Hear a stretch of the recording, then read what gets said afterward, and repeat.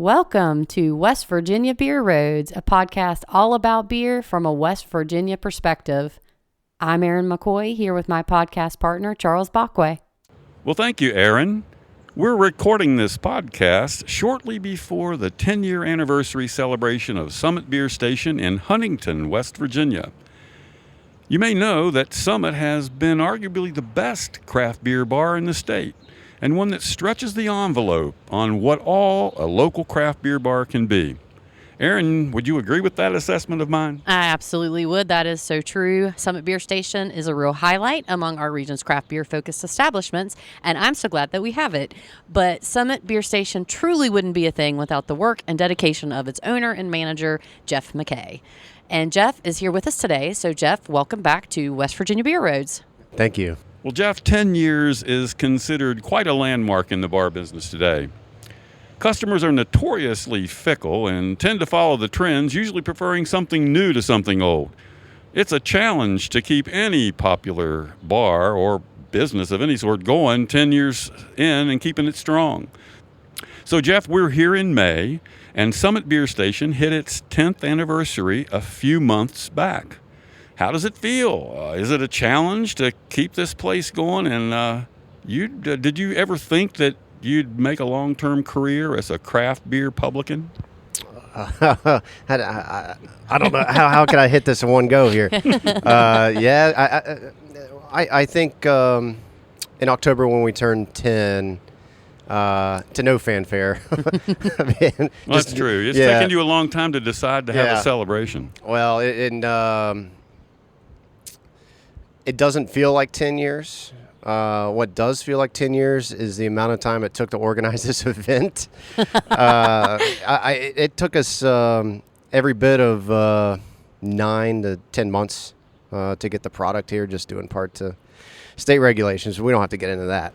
But I think being able to bend and adapt over the years, for probably the first 3 or 4, I was very stuck in my ways. We only sold beer. We didn't sell cider. We didn't sell wine. So over the years, I've kind of adapted along the way, and I think that's maybe the driving force behind making it 10 years. Well, a lot has changed in a decade. What's taken you by surprise the most in terms of something you'd never anticipated, if anything? Well, there's two different. I think the rise in sugary sweet, cloying, pastry style beers. I didn't really see that becoming a thing. But in hindsight, it made all the sense in the world because Southern Tier a decade ago was doing this, and people were going crazy for it. Not that I'm against drinking some of these stouts, but I didn't expect that out of the market or I guess consumer trends heading that way. And then the other, I think, is a more recent development where here specifically, I can't speak to anybody else, but sour beers have just kind of fallen off almost immediately. So I didn't think that sour beers were ever going to go anywhere. So even here in West Virginia, you say the sour beers craze has subsided. Yeah, and I think it just one of those situations where American breweries did it to the umpteenth degree and made beer too sour and undrinkable, and I think that turned a lot of people off. So here we are 10 years later. I can remember serving the very first sour beer in West Virginia and saying, oh my, what is the market going to take this? Well, they ran with it, and then we ran it into the dirt.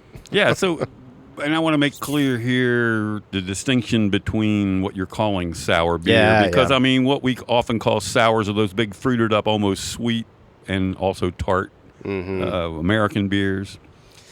Let's parse that out.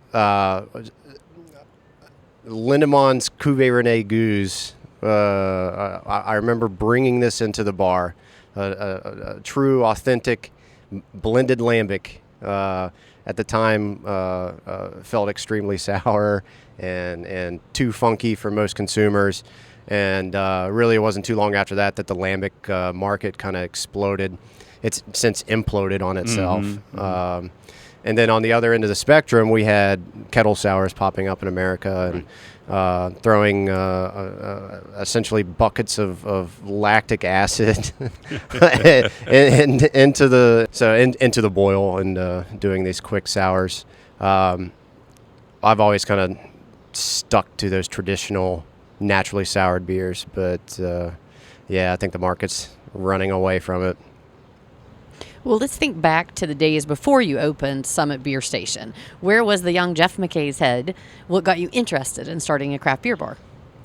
I didn't know the answer to this until maybe 2 years ago or so, that I was a recipient of an alumnus award at Marshall, and that was one of the things that they wanted addressed when I spoke, and I really had to contemplate how I was going to explain this story, because as far as I'm concerned, it was just a very selfish story. That I was in grad school, going to academic conferences, going to larger cities, traveling, seeing what other places had that we didn't have. And it was just, at the time, I really resented this area that why don't we have what they have? And it just so happens that a lot of things fell in place for me. I'd always intended to leave. My one-way ticket to Portland, Oregon was canceled because United left Tri-State Airport, and then I've been here ever since. Oh, thank goodness. Yeah. Thank goodness for United's cancellation. Yeah. Wow. And within a couple months, I was hired at Marshall full-time. I was able to kind of pay off most of my student loans and get in a more comfortable spot. I reached a point where I can't complain about this any longer, about what we don't have. I better do something about it.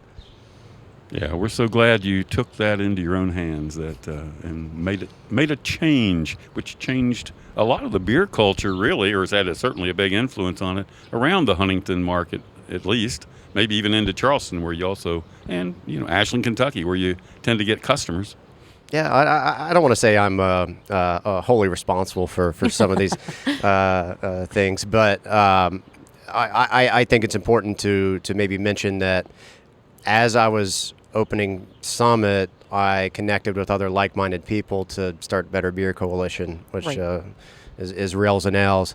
And I, as far as I'm concerned, that's probably my more important contribution to changing the culture here.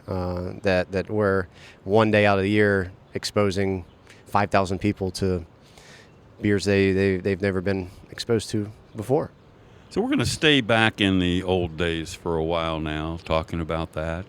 Think back to the craft beer market here in West Virginia back in 2013, 2014, when you were getting started here with Summit Beer Station. I want you to describe what you thought it was like, what your impressions of the beer market was back then, and what were the current trends, what were people drinking? Really, I don't think it's too much different now than it was then, other than when I opened Summit, that was kind of the beginning of the end of Belgian beer in America. And to full disclosure that I'm a Belgian beer fiend. So I was definitely stubborn in that respect, and that my mode of operation here is to not serve what everybody else is serving. That I needed to differentiate myself. And at the time, we were working with Global Beer Network to come into West Virginia and expand their portfolio. So it was very, very easy to lean into that and have access to probably 7,500 different Belgian beers right out of the gate. And I felt that this is what we had to do. That nobody else in this area was really investing all that heavily in import beer. No, I get that's 100% true. Yeah, Sure, especially for back then. Back then, right? Yeah, and that story doesn't end either. I mean, I'm still trying to grind that out and bringing in new products all the time. I I feel like I have a responsibility to do that for my customers here, and to kind of push what people think is an acceptable business model in West Virginia. We have customers that are here on business that are from much larger cities, and they'll make the statement, well, I don't even have this. So that's what I like to hear, that I went from West Virginia doesn't have this to larger cities saying we don't have this. Flip-flop. Yeah, So, and I think there's something to be said for that line of thinking, that kind of business model. I mean, you can be a business, as many people are, and probably a very popular business model is following the latest trends, just having what the latest things are and what the buzz is about. Then there's the contrarian model, and I think you're not all the way to contrarian, certainly, but you picked up some of that. You've been steady in your love for the Belgian beers and for the imports in general, and it's grown. So did you start out there kind of, I mean, relative to what the market was back in 2013, 2014?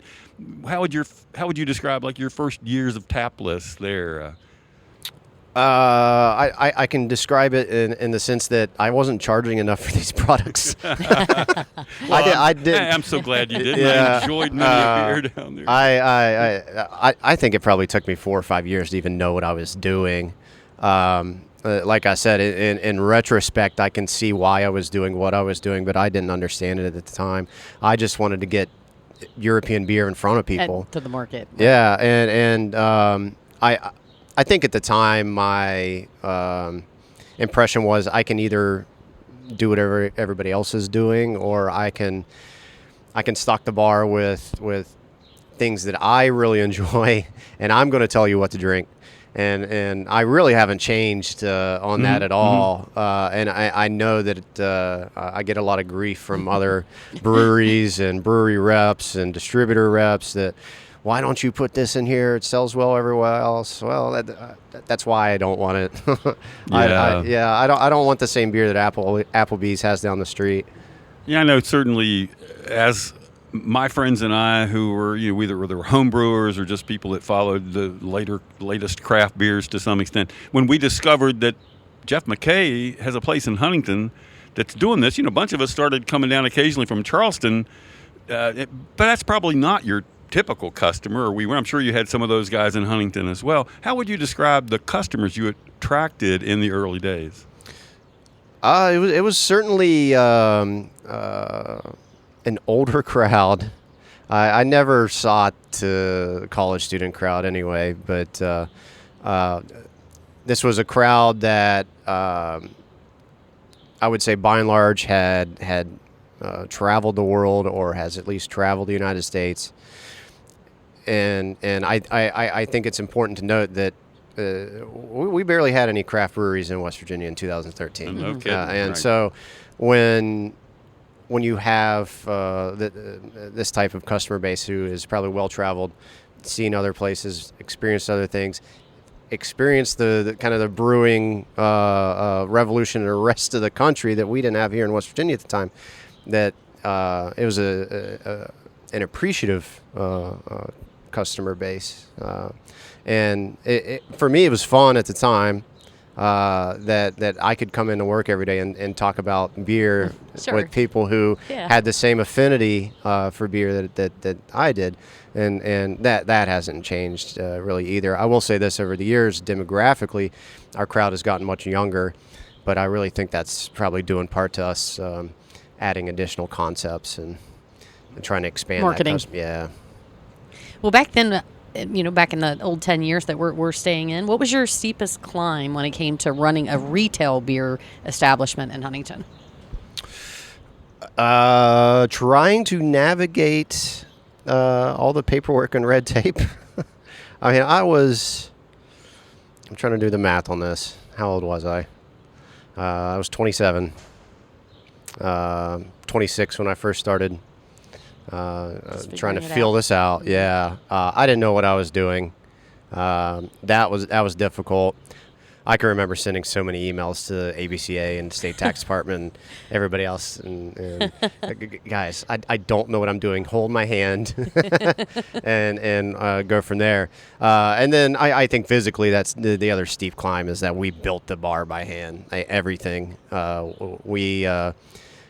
We built the second floor by hand. We ripped up all of the brick and laid it back down. Oh, wow. We built the bar top, everything. So I was motivated, so it didn't feel so steep. But that was a steep climb. I'm sure. From there to here, I'm sure. So here you are operating your craft beer bar in Huntington, West Virginia, one of the first true craft beer bars in this region of the country. When did you get the feeling that Summit had truly arrived and was going to make it as a business? 3 years ago. I mean, surviving the pandemic. Challenging, yeah. Yeah, I mean, there were days I would wake up and think, "Oh, this is it." We didn't get the same help here in West Virginia that other businesses did in surrounding states. So it was a real struggle, and I think in a less serious note, I knew that we needed to expand the business after like 3 months. This space is too small. Yeah, because for people that weren't ever in your original space, it was tiny. It was a closet. Yeah, more or less. But it was a closet you built with your own hands.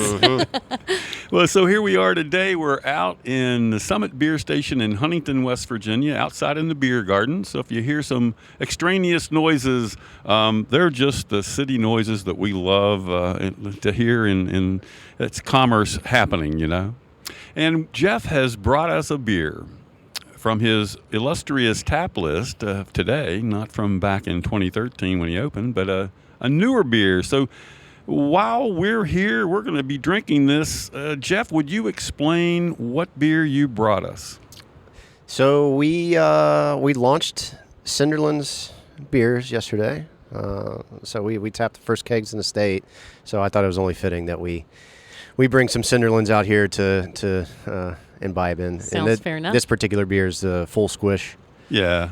So kind Full of a Squish. hazy New England style IPA. Yeah, something they've been known for, at least for a number of years in Pittsburgh. Yeah, I mean, if we're going to talk about beer trends, New England IPAs, I think, are here to stay. It's interesting that Cinderlands beer, a brand new beer in the state of West Virginia, been in Pittsburgh a number of years, and they have a nice bar, or what do you want to call it, establishment there and tap room at the Strip District. Yeah, and I didn't know until yesterday, and they have a whole foeder facility where they're oak aging beers, both clean and sour. So Yeah. I impressive. keep my fingers crossed that that comes into the state. Yeah, I'm sure that excites you. Yes. Well, throughout the years, Jeff, what would you call the key factors in building popularity for Summit Beer Station?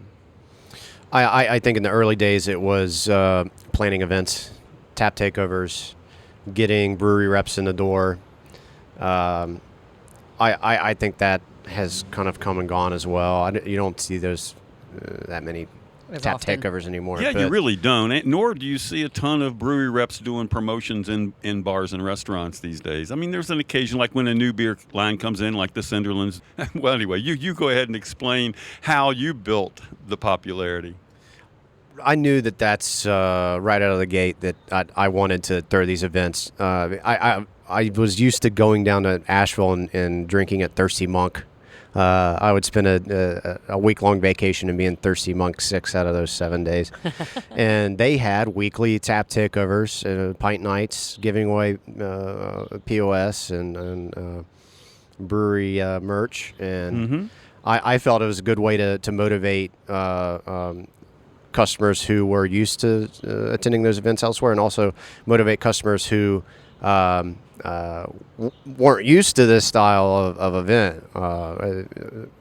It was just unheard of in West Virginia at the time. So I've been making a push to bring them back, and I've discussed this with a few wholesaler reps that I think some of these breweries have gotten really lazy, and they would rather sit at home and text you rather than coming out and working the market. So I've told my reps that, hey, we're gonna force their hand. We need to get people back in the market because we're not really engaging consumers the way we did even just 5 years ago. So I'm trying to have a return to form with that. I don't want things to get stale. Yeah, I'm curious. You brought up your visits to Thirsty Monk in Asheville, and I know the upstairs bar, the first floor bar, was where they do a lot of the beer promotions. But one I'm sure you visited regularly too was the downstairs or the basement bar where all the Belgians were. Did that help you fine tune some of your interest in Belgians and what would sell in our market? Yeah, honestly, that's where I spent most of my time, and I have no shame. I like It's a fun place. I also wanted to take that concept too, so I did my best to have my own little Thirsty Monk in those first days. No, there's nothing wrong with borrowing from a wonderful establishment. And back in those days, that was one of the better beer bars around. Well, Jeff, I'm guessing it was a big decision when you decided to move your business from where you started in a little closet to the heart of downtown here and a nice spot where we sit today. And talk about the factors that were important in making that decision and in making that move. Yeah, I knew out of the gate that we had to expand. There was just no getting around it. Initially, what we tried to do was what Taps has now is the patio out front. But lest we forget how difficult rules and regulations and code was back then, we couldn't legally have that patio. So we regrouped after a lot of discussions with the ABCA, and I happened to get in touch with Bill Dargish over at Pullman Square. And that's initially where we were going to move, was where Black Sheep is now. And we were going to find a restaurant partner. And that kind of fell apart. And then we serendipitously got in touch with Gary Ward and Beckett Ward, who now own this particular space. And they had the same vision that I had. And it just clicked immediately. We got to do this. I probably agreed too quickly at the time. I was just so motivated that oh wait, I have to come up with the money to do this. But thankfully it all worked out. It definitely has, and it's a great space here with the tap room and the outdoor beer garden. It's a lot larger and nicer than the tiny original place. And obviously, we've talked about this, and I'm sure customers have also noticed that your beer offerings have skewed through the years and taken more of a European stance. And you kind of mentioned a little bit about your current philosophy in that you kind of want to push the envelope a bit and maybe not offer what others are seeing elsewhere. Is there anything you want to kind of add to that as far as keeping with your current philosophy of the offerings that you do have and try to keep on tap?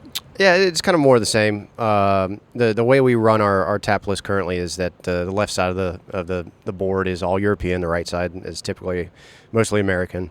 And I think that's how we strike this balance, or else we're going to have 27 European beers on tap, and nobody's going to stop me.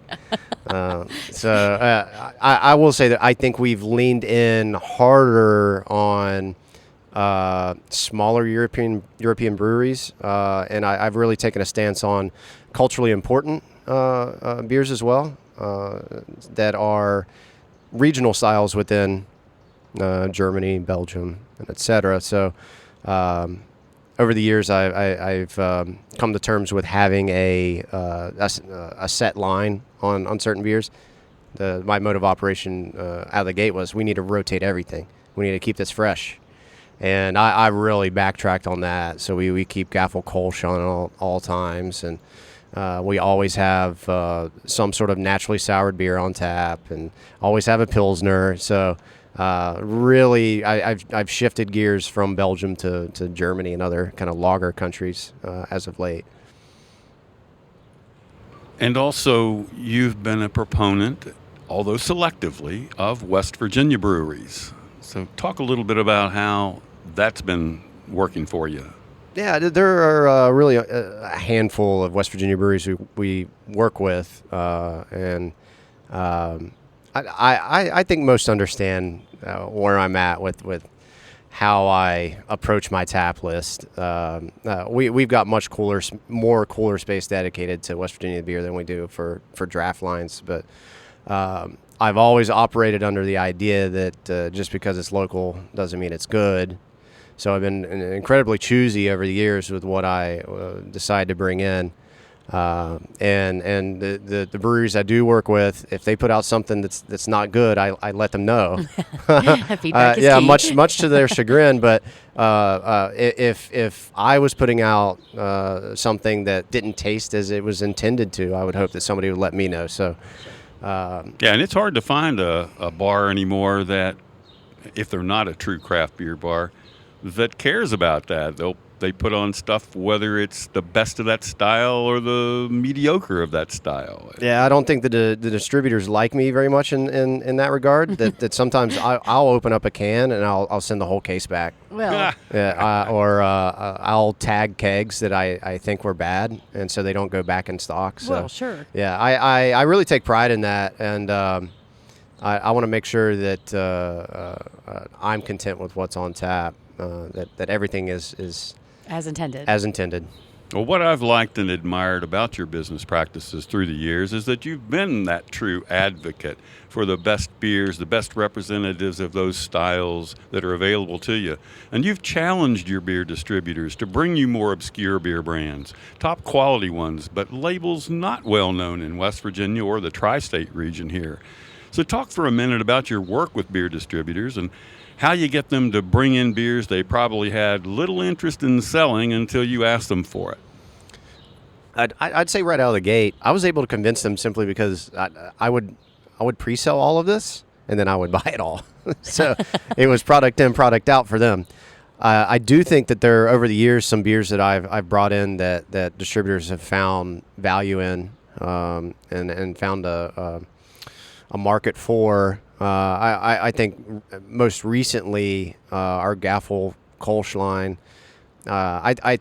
I first brought that into the market with North Central maybe 5 years ago, maybe 6, and we launched it at Rails and Ales, and it was something that I had always wanted to have on tap. I'm such a stickler for authenticity, that this is a true authentic Kolsch from Cologne. And no offense to any American breweries that are making this style, but it's such a delicate beer that it's hard to compete with The original. with Kolner's with their beer. Yeah, no, and Kolsch is a perfect example where American brewers love to slap their Kolsch name on Kolsch style ale. on a blonde beer, but it isn't Kolsch if you know what Kolsch really is. And it kind of annoyed me, and I'm glad to see that you've raised the profile of what Kolsch beer really is. And I think even some of our local brewers may have, I don't know if they got the tip from you that they need to up their game, but some of the local brewers have even, released some pretty good Kolsches. We're actually getting ready to bring in another Kolsch brewery, Scion. It should be here at the end of the month. So we're going to kind of freshen things up a little bit and put Scion on tap for a while. Now, I've stumbled out of their outlets in Cologne a few times. Good beer, though, and glad Yes. to see. I'll be happy to see that coming. Well, something else you're known for your work with, beyond working with your distributors closely to get new beers in the state, it's your work with government entities in relation to the regulation of the retail beer industry. You've lobbied the state legislature like no other retailer I know of in efforts to improve the regulatory climate and other issues around beer sales. So talk a little bit, if you would, about your major successes in that arena and also the work that's still to be done. Yeah, again, I don't want to take too much credit. I just feel that I have to grind this out. I have oppositional defiance, and if the state tells me I can't do something, I'll be damned if I listen to that. I'm going to change whatever needs to be changed. But I've kind of worked in the shadows over the years. I never really wanted much of a presence to be known that I'm trying to push for these things. But I think it really all started. I can think of the exact moment that I felt that, or an obligation that I needed to help myself and other businesses. Is I was reading Draft Magazine, and West Virginia was the only state that hadn't legalized growlers yet. So I got in touch with Doug Scaff and some of the Democrats at the time in the legislature, back when they controlled the legislature, and they did a kind of speaking tour around the state, and I thought, here's my chance. So I unloaded on the speaking tour of all the things that were restrictive and holding my business back. And thankfully, Scaff, Miley, a few others sat down with me. I don't know why they thought that a 26-year-old, 27-year-old has any business having this discussion, but thankfully they did. And I really hit the ground running with that and made some connections in the legislature and just kind of planted the seeds with what I thought needed to be changed. And we've really accomplished a lot within the last few years, but there's still more work to do. Yeah, and on that work to do you have any just bullet point, one or two items you're looking at for the future? It's a lot of stuff that unless you're in the trenches, you don't know is restrictive. And I think the number one is making label approval easier for breweries. So we still have paper submission. We don't have online submission for these things. A couple years ago, I pushed for basically an affidavit that breweries could sign and say, hey, all the product that we're bringing into West Virginia is within the acceptable margin of error in ABV, and that got nixed. I'm still going to push for that. But I'll give you a good case example for why I want to do this. Is the reason that our anniversary is in May this year and not in October is because of that label approval. It took us close to a year to get all these products here in the state. So, well, you've been a shining light in that area, especially around legislation, state legislation that helps improve, especially our retail side of the beer business in West Virginia. Well, Jeff, you've promised us another taster here that we're going to try, and I want to take a short break, and when we come back, we're going to open up with tasting beer number 2 from Summit Beer Station. If you're a West Virginia resident who loves good beer, visit our West Virginia-focused website that's all about beer from a West Virginia perspective. BrilliantStream.com has articles, news, and interviews that will keep you up to date with West Virginia's craft beer world, and maybe even lead you to a few gems you didn't know about. Our West Virginia Beer Roads podcast lets you hear it straight from the mouth of West Virginia's top craft brewers and best beer publicans. So let's give a hooray to West Virginia craft beer. And we're back at Summit Beer Station in downtown Huntington, West Virginia. Aaron and I are here with proprietor Jeff McKay. That's right, and Jeff brought us out a second beer. So, Jeff, can you describe what you brought us? Yeah, I thought it was, if we're going to talk about European beer, we better go to Europe. That's fair. And I brought you out Einger Maibach. So here we go. We're in May. We better drink some May beer. Typically a kind of a strong 7% lager that drinks like fresh baked bread. Oh my goodness! It's very biscuity. That is, the breadiness and the lots of breadiness. And man, it's rich, but not heavy. It massages my tongue. It's dangerous at 7% too. And I always try to bring this in every year. I think it's fantastic beer. I love Einger.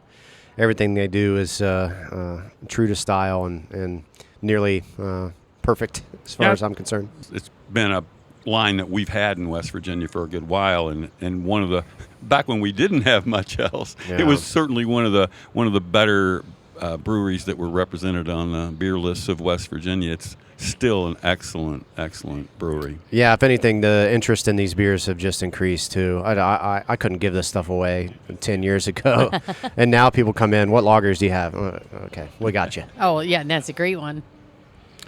Well, before our break, we were talking about your work, kind of lobbying and government relations and things of that sort.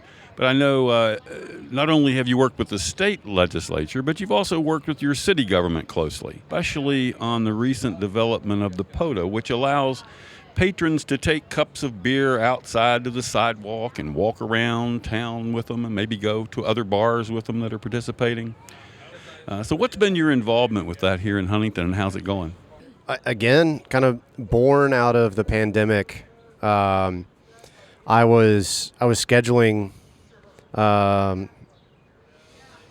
pretty infrequent meetings with the city because they had more important things to do than listen to me. But I wanted to push for this, and I felt that if I could get Mayor Williams on board and have him, along with myself and some others, pressure Charleston and legislators to get this done, that I think it would be a boon for the industry.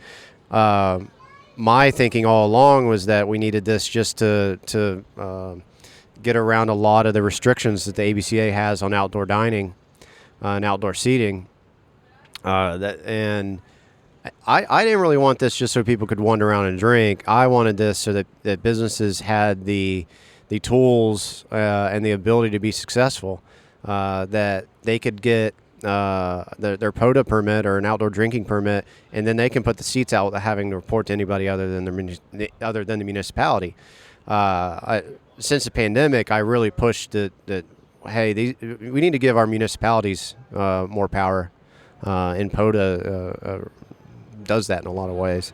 Yeah, I think you're right. I mean, it does hand over to your cities and jurisdictions that they have to set it up and allow it and then regulate it, I assume, at least to a great extent. I'm sure it's in partnership with the Alcohol Beverage Control Agency. Yeah, there's a whole pile of paperwork for the city to go through. Thankfully, that I don't have to touch.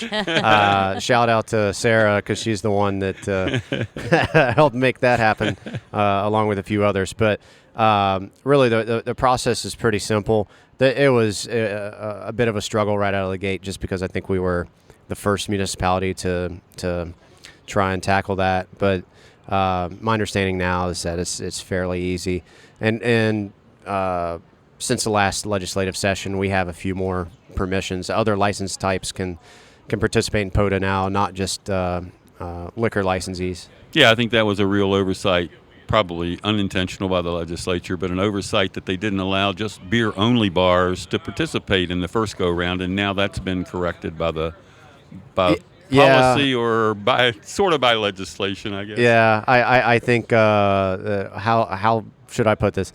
The commissioner took the spirit of the law and helped us out a bit, because we goofed a little bit this past session and put the code in the wrong section of the state constitution. Yeah, so, back to the drawing board for next session. Yeah, for people who aren't aware of that, there was a little error, I guess, in the bill drafting that did refer to the wrong place, and so it technically isn't right, but the ABCA commissioner, as Jeff said, has allowed it to go ahead and go forward. And the public outdoor designated area is what they're called, and they've been modeled after what you saw. And Jeff, you're close to Ohio here, just across the river. Ohio's had their version of this for a couple of years, and is that kind of where you got your enthusiasm for it? Yeah, I remember reaching out to a couple legislators and expressing to them that we're putting our border cities at a disadvantage by not getting on top of this. I can remember being on calls and telling people, do we want to be in competition with Ashland, Kentucky, or Ironton, or Portsmouth, or do we just want to be left behind? The best way to get stuff done in the legislature is to say that Ohio does it better than we do. So Jeff's found the key. Yeah. So I put a little bit of the legwork in trying to get DORA rules and regs in front of some legislators, and people ran with it, thankfully. Yeah, he said DORA. That is the Ohio's POTA, what we call POTA anyway. Refreshment area. Something. Don't ask me. Yeah, designated outdoor refreshment area. Who comes up with this stuff? I always call the POTA the public outdoor drinking area, which I know that's not what it stands for, but that's Sometimes we over-engineer these things, guys. Yes, acronyms. It's all about the acronyms. Well, Jeff, I don't want to close this podcast until I hear about some of the highlights through the years, which there's definitely been some.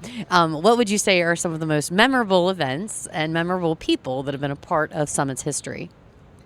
I'll sum this up to start. It's a strange feeling to know you've been around so long that you've seen customers come and go. It's a bit bittersweet sometimes. I'm sure. And to I guess make a sad note is that we've had customers that have passed away. That it's tough that hey, we haven't seen this person in a while, and you find them in the obituary. But let's talk about the good stuff. I think opening the doors there for the first week or so when I didn't know what I was doing and just really excited. I don't know how I worked all day at Marshall and would walk to Summit every night and bartend until midnight and then rinse repeat every single day of the week. I think opening the doors on our first expansion was a stressful but exciting time. I can remember the old location felt like it was falling apart, and I couldn't get out of there soon enough. The very last day that we were open, the glass rinser broke.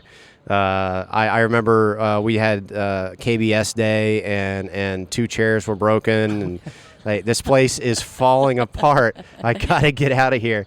And moving over here and having a more open space, it just allowed me to throw more events. And our anniversary parties are really kind of my highlight of the year. Seeing a lot of industry people come in that day, and we get to talk shop for a day and probably imbibe a little too much. But no, I'm excited about the upcoming anniversary because of that. I'm ready to get some of my favorite beers on tap. Well, I don't want to leave this history discussion, and I know I've enjoyed so much seeing people in the bar today that I did see all the way back, 10 years ago. And it's still wonderful to see you've developed that loyalty in the customer base. But beyond customers, another great thing that you've had are some wonderful staff people. And I certainly want to give a plug for some of them. Some of the wonderful bartenders, mainly that's what you've had, bartenders here. You might want to just talk a little bit about how that's occurred, how you keep those good people. And we haven't had much turnover at all in the last 10 years. I mean, we have effectively long-term staff. Right. John, who's here tonight, has been with us since we moved to this current location. Yeah. 7 years ago or whatever it was. So I've always felt that I have a responsibility to keep my staff happy and make sure that they're in a good place financially as well. Very important. I would like to think I'm friends with all of my staff. We'll see if that's reciprocal. I hope so. I've never heard them talk bad. Yeah, about no. We all go out for drinks and go out to dinner, and it's it a lot of times it doesn't feel like a boss employee dynamic over here. Well, I know you've spun off a couple that opened their own businesses and things. It's been nice to see. Yeah, I would say that probably half of our staff that have moved on for whatever reason are either still within the industry or they've opened up their own businesses. So I'm really proud about that. As you should be. Jeff, are there any big future plans that you'd like to share with West Virginia's craft beer community? Anything maybe that's new and upcoming at Summit Beer Station? It's just grinding it out and bringing in a new product all the time. I just never turn that off. We're bringing in every single beer that we're bringing in for our anniversary this Saturday is brand new to the state. So we got about close to 60 new brands registered in West Virginia. And some of my all-time favorite European beers: Terrace Bulba from De La Seine, Double X Bitter from Daronca, De Blagy Saisons. So, folks, you're going to have a waterfall out here of some of these great European beers that we travel across the water to go drink, and now we're going to be able to get them in Huntington, West Virginia. Wow. Yeah. We've got Driefonteinen, Fantôme. All of that's coming, and by the end of the month, we're going to launch D&V Imports too, who has St. Bernardus, Duchess, Girardon, Really, really nice stuff. That's very exciting. Yep. And you are thrilled. I can see it in your eyes. Yeah, I'm waiting. I'm waiting for those Cantillon label registrations too. So I'm just like foaming at the mouth. Well, I hope it happens sooner than later. Yes, I agree. And finally, as we wrap up this podcast session today, Jeff, if you could go back in time and give yourself some helpful advice, what would it be in terms of your own business ventures? I wish I would have been more receptive to dedicated draft beer lines. I should have. I should have been on top of that. I didn't. It's not that it's too late now. We have dedicated lines, but over the years, I come to find out, if you support a brewery, they'll support you back. It's just that easy. So over the years, we've made great relationships because I've chosen brewery partners for these dedicated lines. So like Chimay, we always have Chimay on tap. We're one of a handful of Chimay ambassadors in the U.S. We're like one of 12. And that's due in part to us just supporting that brand and keeping it on tap at all times. I wish that right out of the gate I would have been more selective with some of the beers I brought in. I felt at the time that I had to have everything because there wasn't much available in the state. I mean, the amount of breweries we had available in West Virginia, I can count on one hand. So I think I made some concessions in my own standards at that point, but I've really dug my heels in the ground on that. I mean, we only sell independently made beer. I wish I would have chosen to do that a long time ago as well. So it's just trying to keep those standards set and remain fresh and motivated. Yeah, just curious. As they say, hindsight is everything. And of course, we all have advice, I imagine, for our younger selves, but that makes sense in this industry. And you have to learn from those mistakes. You can't hit a home run every time. So hey, we've failed in some respects and just learned and adapted. Well, Jeff, it's been an honor and a true pleasure sitting here with you, Aaron and I sitting here with you today to help celebrate and prepare for the celebration of your 10th anniversary at Summit Beer Station. So thank you so much for being with us today. Yeah, thank you. Absolutely. I echo that. We are very excited, and congratulations on 10 years. Thank you. Can't wait to celebrate. This brings us to the close of another podcast. Remember, you can subscribe on Apple, Spotify, or your favorite podcast host. Thank you for listening to West Virginia Beer Roads. West Virginia Beer Roads is a production of BrilliantStream.com.